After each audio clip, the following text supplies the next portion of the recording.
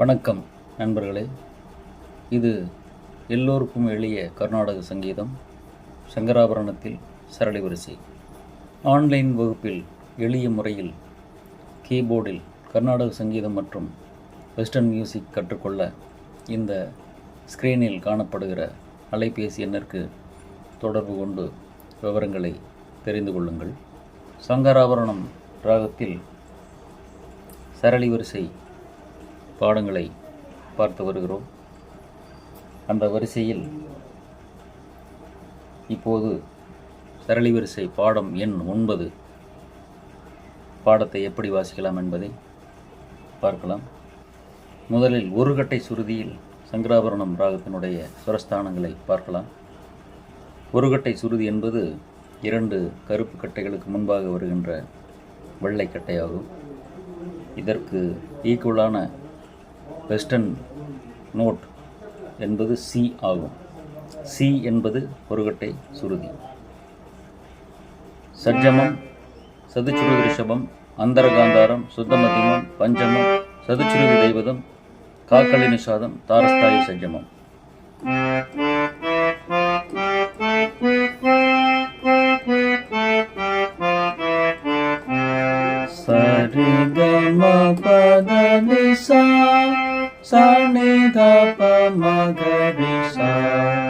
இது இந்த சங்கராபரணம் ராகத்தினுடைய ஆரோகணம் அவரோகணம் ஆகும். 9வது பாடத்தில் தாட்டு வரிசை என்கிற வரிசை முறை அறிமுகமாகிறது. இதுவரைக்கும் ஸ்வரங்களை ஆரோகணத்திலும் அவரோகணத்திலும் வரிசை கிரமமாக வாசித்து வந்தோம். இப்போது ஸ்வரங்களை தாண்டி வாசிக்கும் முறை அறிமுகமாகிறது. இந்த பாடத்தை பார்த்தால் சரி கம பம தப என்று ஸ்வரத்தை தாண்டி வாசிக்கிற முறை வருகிறது.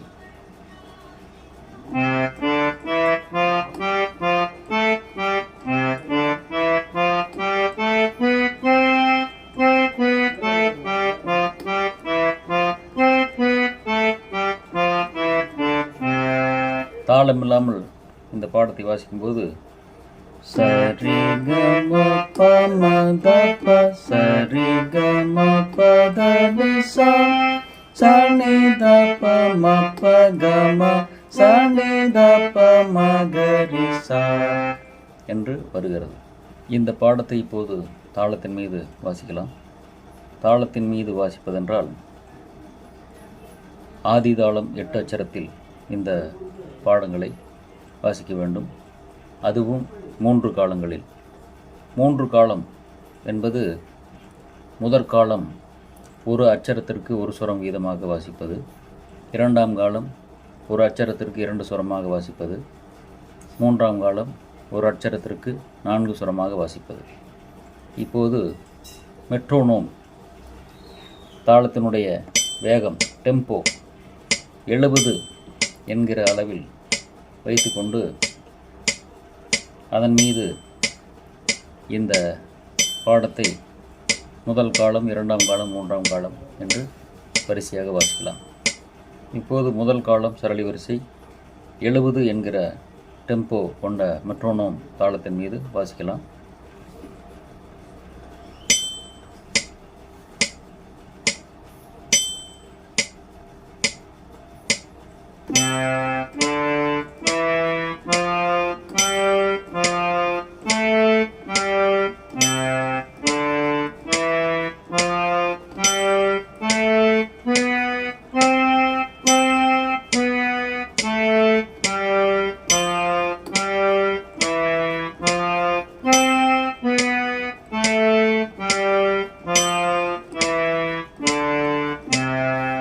இது முதல் காலமாகும்.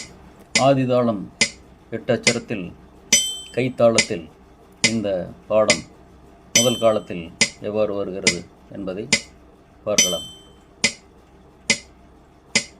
சரி கம பம தப சரி கம பத நிசா சனி தப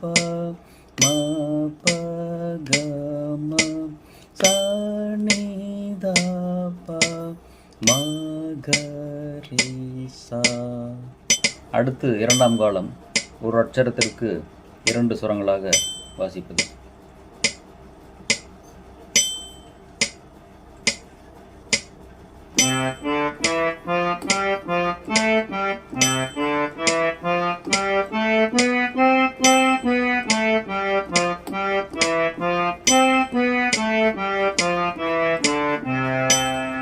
இந்த பாடத்தை இரண்டாம் காலம் கைத்தாளத்தில் போட்டு பார்க்கலாம். சரி கம பமத ப சரி கம பத நிச சனித ப ம ப கம சனித ப மகரிசா. அடுத்து இதே பாடத்தை மூன்றாம் காலத்தில் வாசிக்கும்போது ஒரு அட்சரத்திற்கு 4 சுரங்களாக வரும்.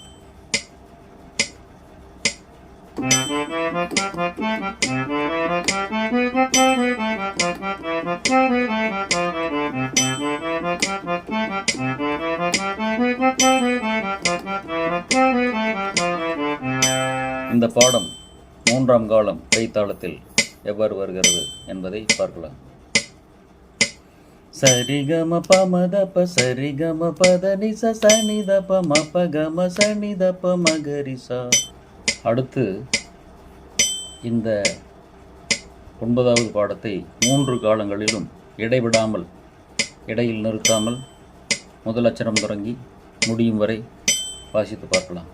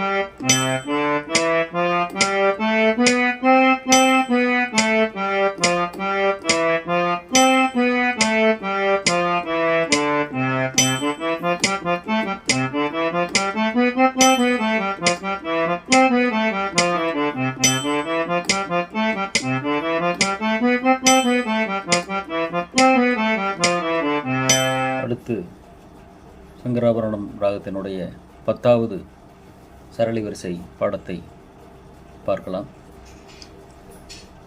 பாடம் எண் 9 வரை உள்ள பாடங்கள் சரளி வரிசை என்ற பெயருடனும் 10லிருந்து 14 வரை உள்ள 5 பாடங்கள் ஸ்வரப்பல்லவி என்ற பெயருடனும் இருக்கின்றன.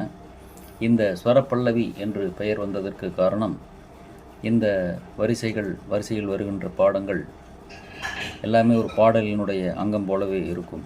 ஒரு கீதம் போலவோ அல்லது ஒரு பாடலில் பல்லவியை போலவோ இருக்கும். அதனால் இது ஸ்வரப்பல்லவி எனப்படுகிறது.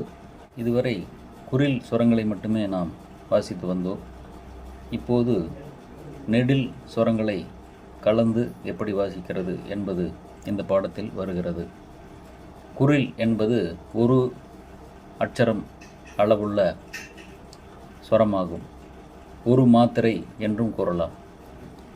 அதுவே 2 மாத்திரை 4 மாத்திரை என்கிற அளவுள்ள சுரங்கள் வந்தால் எப்படி வாசிக்கிறது என்பதை இந்த பாடம் மூலமாக நாம் தெரிந்து கொள்ளலாம். முதலில் இந்த பாடத்தை தாளமில்லாமல் ஒரு முறை வாசிக்கலாம்.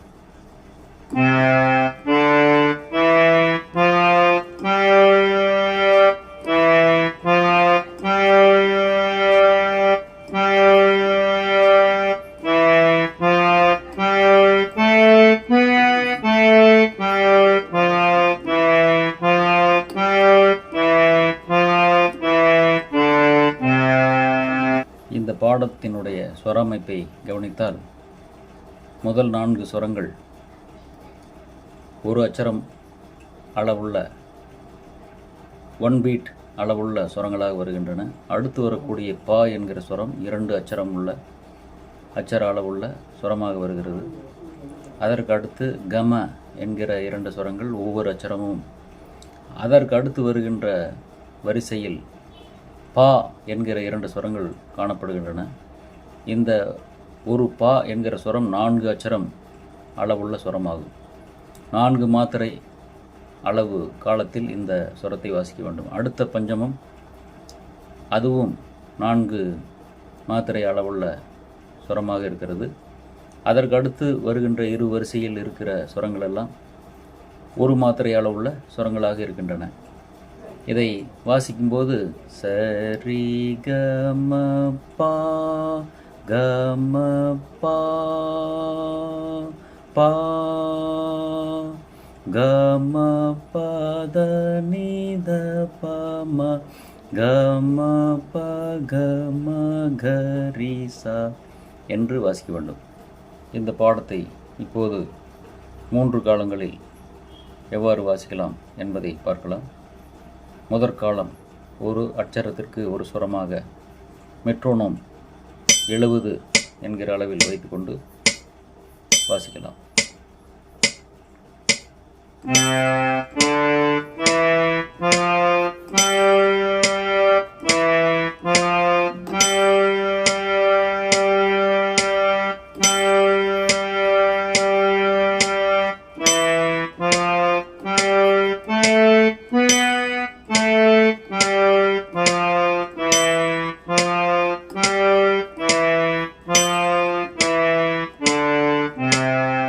இந்த பாடம் முதல் காலத்தில் கைத்தாளத்தில் எவ்வாறு வருகிறது என்பதை பார்க்கலாம். சரி கம பா கம பா பா கம பத நித பம கம பக மகரிசா. அடுத்து 2ஆம் காலம் ஒரு அட்சரத்திற்கு 2 சுரங்களாக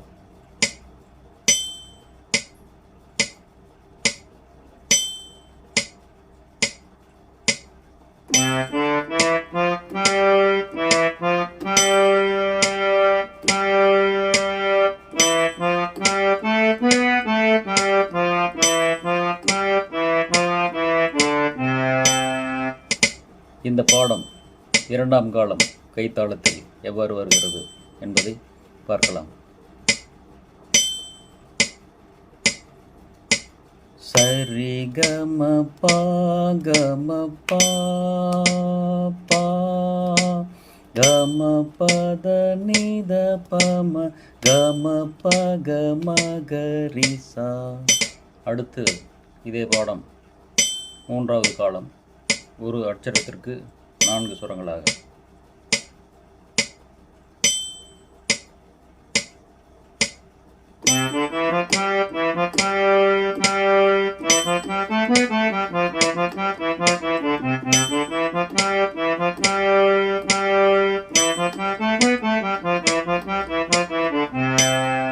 இந்த பாடம் 3ஆம் காலம் கைத்தாளத்தில் எவ்வாறு வருகிறது என்பதை பார்க்கலாம்.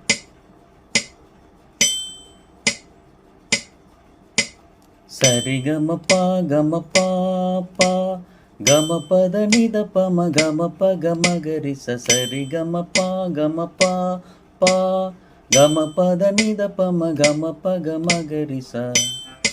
இந்த 3ஆவது காலத்தில் வாசிக்கும்போது அந்த வரிசையினுடைய தன்மை நமக்கு தெரிகிறது. ஒரு பாடலின் பல்லவியைப் போலவே வருகிறது. அதனால் இது ஸ்வர பல்லவி எனப்படுகிறது.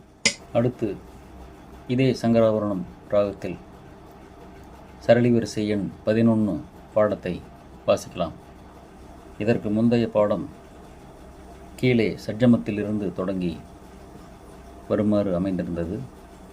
இப்போது பார்க்கிற இந்த 11வது பாடம் மேலே சட்ஜமத்திலிருந்து கீழ்நோக்கி வருகின்ற மாதிரி அமைந்திருக்கிறது. இந்த பாடத்தை கவனித்தால் தாளம் இல்லாமல் வாசிக்கும்போது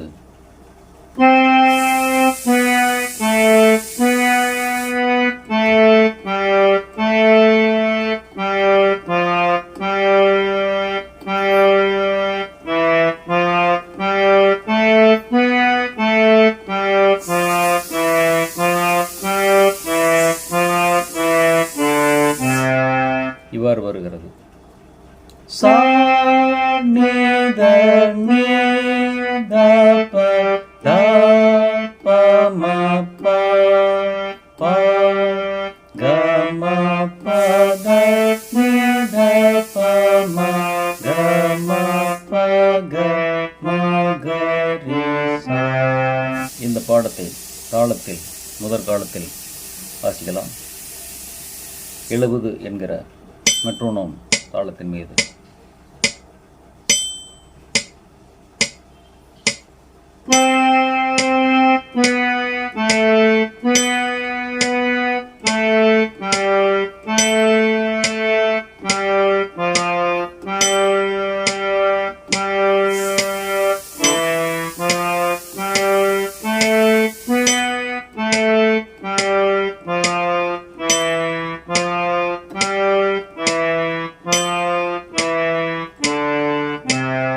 இந்த பாடம் முதல் காலம் கைத்தாளத்தில் எவ்வாறு வருகிறது என்பதை பார்க்கலாம். சா நீ த நீ த ப த ப ம ப ப க ம ப த நீ த ப ம க ம ப க ம க ரி சா. அடுத்து இரண்டாம் காலம் ஒரு அட்சரத்திற்கு 2 ஸ்வரங்கள் வீதமாக.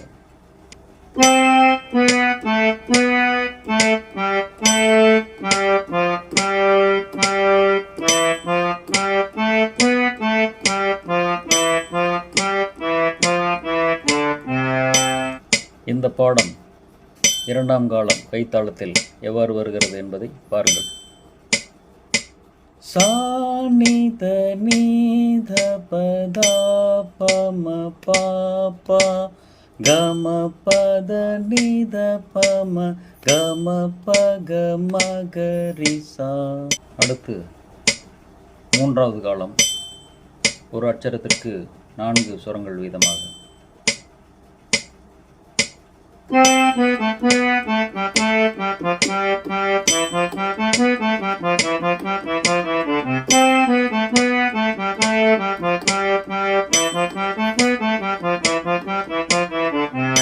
இந்த பாடம் மூன்றாவது காலம் கைத்தாளத்தில் எவ்வாறு வருகிறது என்பதை பார்க்கலாம். சா நி த நீ த ப த ப ம ப ப க ம ப த நீ த ப ம க ம ப க ம க ரி சா. அடுத்து இந்த பாடத்தை 3 காலங்களிலும் எடை நிறுத்தாமல் எப்படி வாசிக்கலாம் என்பதை பார்க்கலாம்.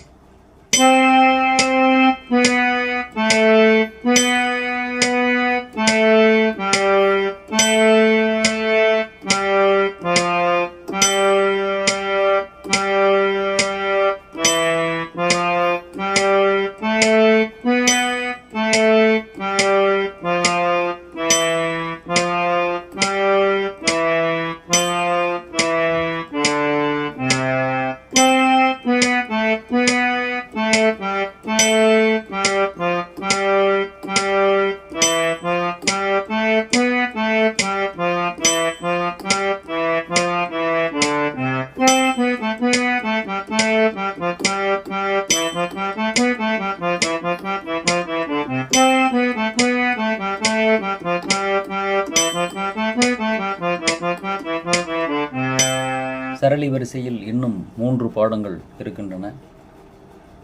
அடுத்து வருகின்ற அந்த 3 பாடங்களை அடுத்த வீடியோவில் பார்க்கலாம். நன்றி, வணக்கம்.